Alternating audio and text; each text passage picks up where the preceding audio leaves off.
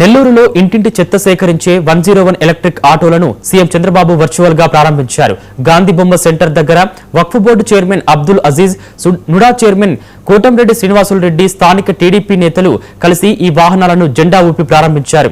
Swarnandhra Swachhandhra machine లో భాగంగా అందుబాటులోకి వచ్చిన ఈ ఆటోలు నగరంలో తిరుగుతూ ప్రతి ఇంటి నుంచి చెత్త సేకరిస్తున్నట్లు అధికారులు తెలిపారు.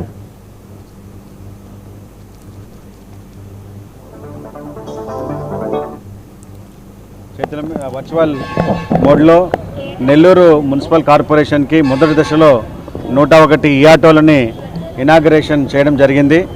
ఈ 101 ఈ ఆటోల ద్వారా అదేవిధంగా రానున్నటువంటి మరో 99 ఆటోలు, మొత్తం 200 ఈ ఆటోల ద్వారా నెల్లూరు నగరంలో ఉన్నటువంటి 54 డివిజన్స్లో 100% డోర్ టు డోర్ కలెక్షన్ జరిగే విధంగా ప్రణాళికలు రూపొందించారు. అంతేకాకుండా గతంలో కూడా ఆటోలు ఉండేవి. వాటికి వీటికి డిఫరెన్స్ ఏమంటే గతంలో డీజిల్ ఆటోలు ఉండేవి, కానీ ఇవన్నీ కూడా ఎలక్ట్రిక్ ఆటోస్. అంటే